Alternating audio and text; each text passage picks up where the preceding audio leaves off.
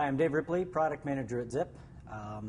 We get a lot of questions from you guys on a daily basis about the way we recommend how to do some things that are not as easy or intuitive to do, so we're going to show you how to do some of those.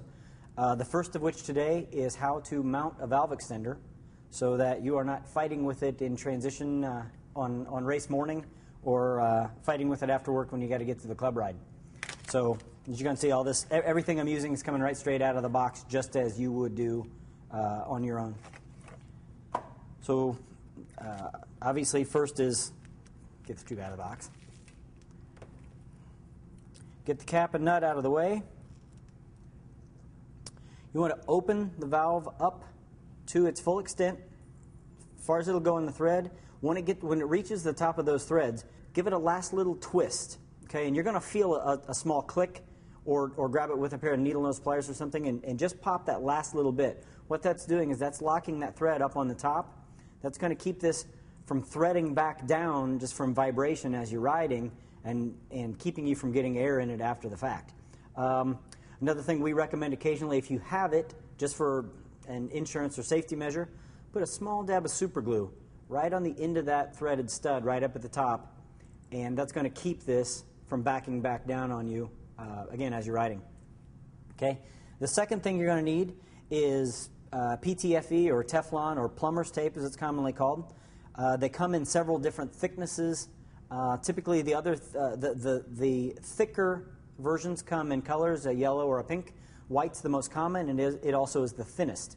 With the white, which is, again, this one, you want to get enough tape that you get about 2 to 3 wraps of this around the top threaded portion where that cap came off, and ultimately where the valve extender is going to go back on. Okay? It's a standard right-hand thread, so you want to wrap this in a clockwise fashion over that thread, making sure that you don't get the tape up in the mouth of that valve, because if you do, you can get it clogged up in there. It's going to keep you from getting air in, ultimately going to cause problems. Okay?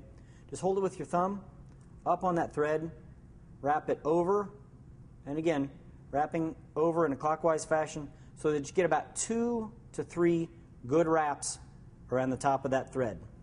Your valve extender is going to come just like this, installed on the wheel. This is the standard. Break this off. Pop this guy out. Okay. Again, standard thread, righty-tighty. It actually has a hex machined in the center. Take a 3mm Allen, put on here, and just a little bit of hand tight. That's all it takes.